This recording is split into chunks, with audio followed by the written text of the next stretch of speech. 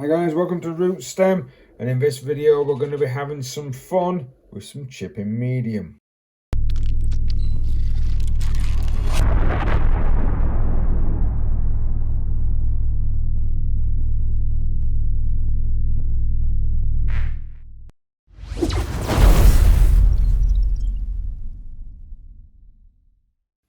Hi guys, welcome. If you do enjoy the content, please consider liking, sharing, subscribing once you've done watching the video. And in today's little tutorial, we're going to be having a look at Vallejo's chipping medium.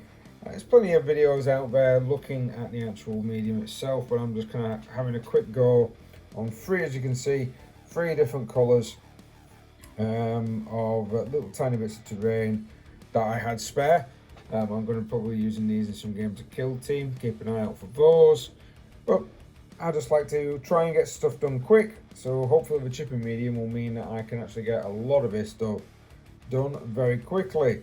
So let's proceed. Let's see how I started painting up these little pieces. So this is my actual starting point. As you can see, the 3-barrel with a base. They're going to be our yellow barrels. We've got this case, just going to be as green, and then of course we've got the red barrels here. These are just effectively how I started. I started everything on a black undercoat because I wanted to try and keep it as dark as possible.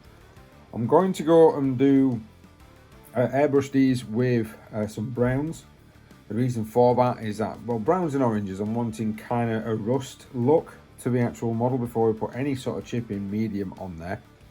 And then we're going to paint the actual colours over the top, just doing it in 2 tones. So like, for example, for yellow we'll just have 2 different yellows, the red will just have 2 different reds, green 2 different greens, etc. We'll get those airbrushed up, and so you'll be able to see what they actually look like. And then we're going to I'm going to do I'll do the brown first. You don't need to really see me do the brown, but I'm going to just explain how a chipping medium works and how we're going to use it. So we've got our kind of rusty colours done with the airbrush. Just some browns with a bit of orange, and this is my chipping medium, and I'm just going to put some on there. I know it's not the cleanest of palettes. I'm actually going to get some sponge now. Some people might be going, what are you doing? Just gonna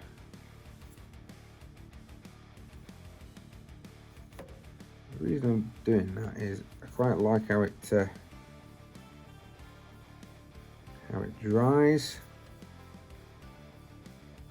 using the sponge technique.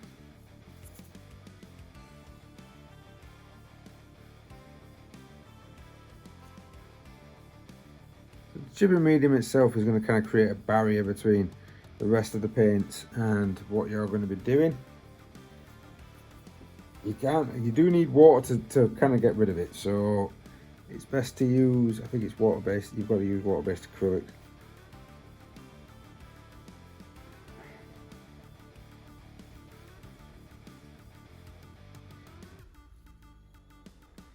And just on all my pieces, I'm just dabbing that on. If you want anything specific, like I have a bit around here, just got my brush and I'm just kind of painting it on.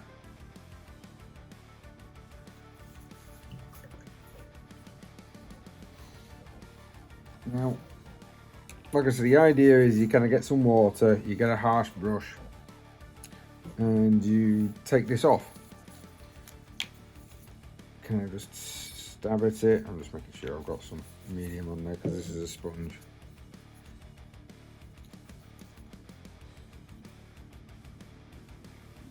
So as I toilet, I always go in this and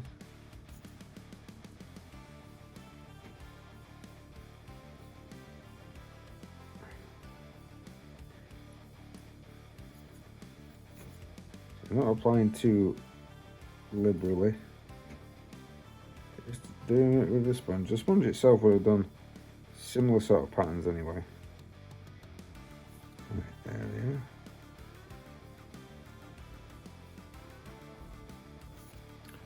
we are. Right, so what I'm going to do is to paint these up, and then I will come back in and show you how to get it off. So now that the paint is dry, I've done a green, of course red, and we've got the yellow in front of me. Now the reason I brought the yellow in is because you're going to be able to see the yellow a lot better when I scrape it off compared to, I mean that's the red, you can see the brown underneath. The green is pretty good, as you can see it's coming through with quite a lot of the sort of scratches. And all you do is you get yourself a little bit of water on your brush. You get kind of a stiffish brush, and then go to town. And what that will do, so there, pull, a scratch. You can do this with a toothpick if you wish.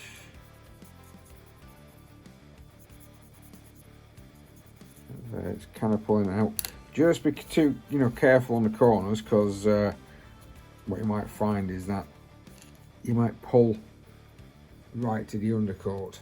Now, don't get me wrong, if you do that, then we've got another method. We've got another bit that we do after this. If you can see, that's just pulling that nicely. Sometimes with the brush it's causing some striation or pull marks.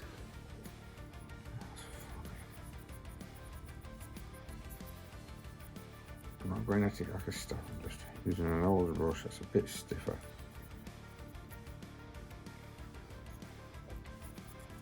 It's just pulling. What I like is if you're kind of masked in a certain way, but you mask with bits, just pulling it away.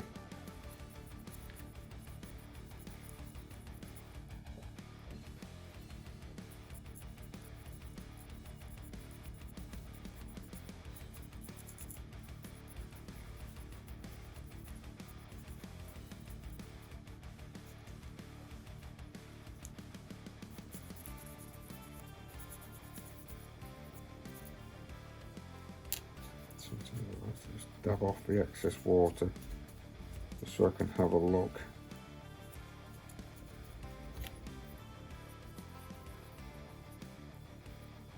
Coming away from my base there.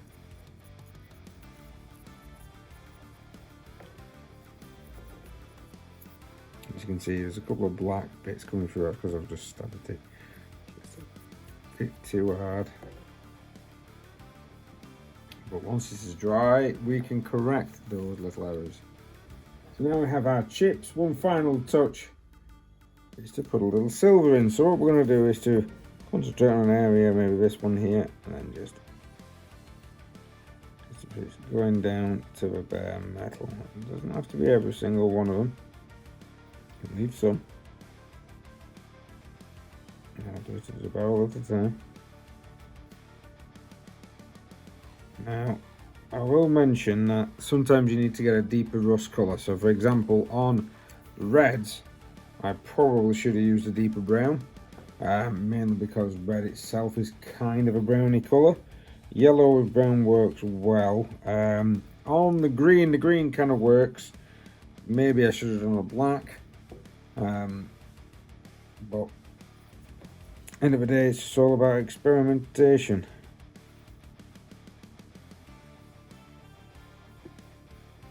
So a little video using the chipping medium from Vallejo. Would I recommend it? Yeah, make sure that you've got the right colour. Have a look online and see what type of under colours people recommend for certain colours. I probably gone a darker. I think I put too much silver on there. I do. Yellow and brown's always a great one to get a stain out of. I should have gone a darker colour for the red. That's just my fault. To be honest, maybe even gone with a black, black to a silver. But there we go, your lesson learned on that one. So hopefully your quick video just showing you some chipping medium. Hopefully you're going to be able to use that sort of method in your own actual painting style. Do do come back. We've got some painting videos we're going to try and get out as regular as we possibly can. Battle reports are also coming here and there. Unfortunately, it just depends on when I can get them recorded. But it's Kill Team. I'm going to try and get some more Necromunda done, and of course Warhammer 40k. We've got a couple of campaigns running. Have a look at the website rootstand.co.uk if you are interested in commissions as well. Well, there you go. Right, thank you very much for watching, guys. Please like, share, subscribe, hit that notification button if you do want to see more, and we'll see you next time.